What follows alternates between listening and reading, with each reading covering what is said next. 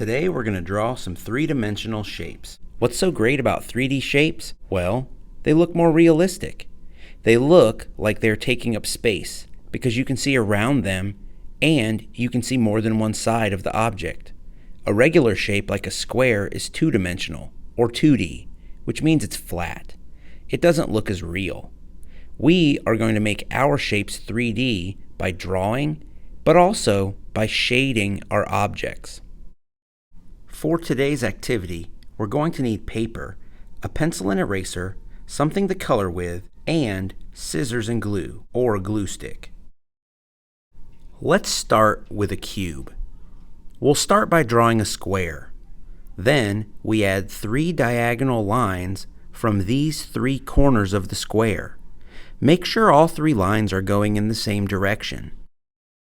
Sometimes people make these 3 lines point in different directions. When that happens, the lines don't cooperate to create the 3D illusion. After that, we draw a horizontal line across the top. It should be parallel to the top of the square, and then a vertical line that is parallel with the side of the square.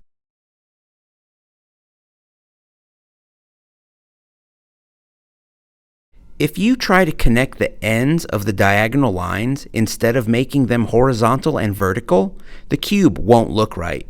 It will appear warped. Shading also helps to make the cube look three-dimensional. First, we have to imagine where the light's coming from. Usually it's coming from above. And then we just make one side the light side.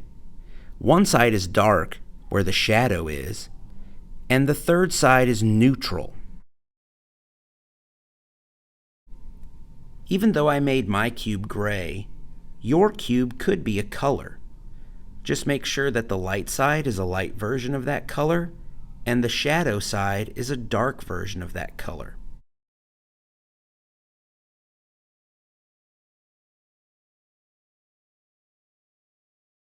You can follow these same rules to draw any three-dimensional shape that has corners and straight edges, like a rectangular prism.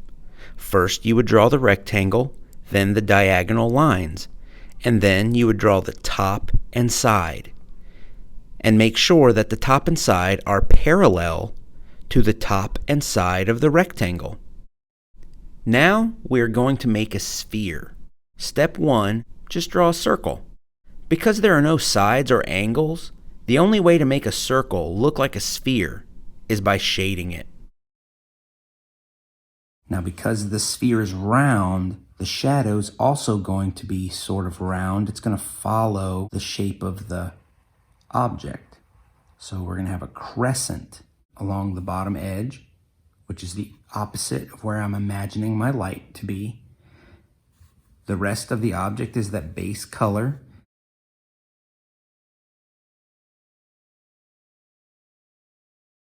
The part where the light is hitting, just stay a little bit lighter. Now if I wanted to, I could even go back and I can add a highlight onto the object. And you could use this method to draw any object that doesn't have straight edges. So that would work for an oval. It would also work for a made-up shape.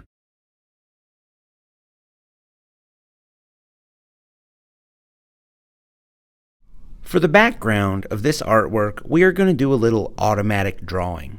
This is a method that surrealist artists would use because they believed it tapped into their subconscious mind. You can start anywhere you want on the paper and just start doodling. Try to let your mind wander so that you're not paying attention to the lines you're drawing. It's a great time to daydream a little. If you want to use multiple colors, just switch colors and keep doodling until you feel that the background looks finished. You may want to glance down at your paper every once in a while just to make sure that you're filling up the paper evenly.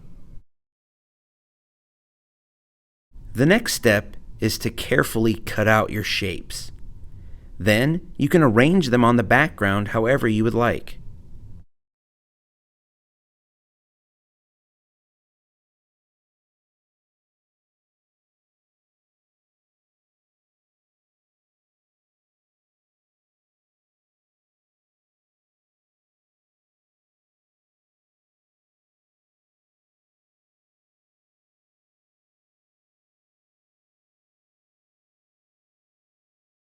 When you're happy with your arrangement, make sure you glue down all of the shapes.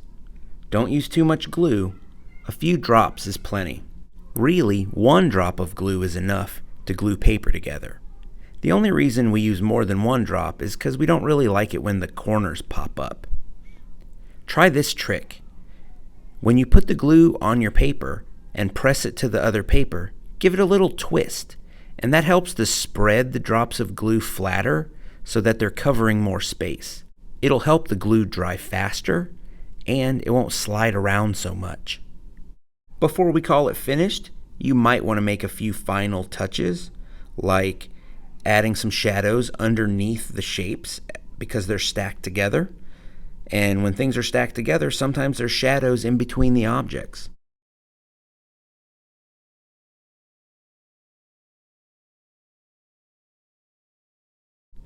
You might also want to add the ground to your picture.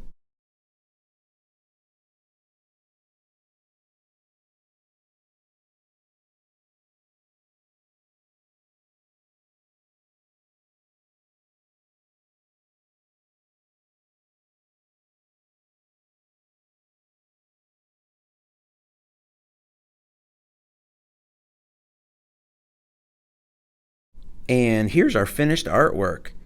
One of the things I like about this is that I had no idea what to expect when I was creating this. And that's kind of fun, to be surprised at the end.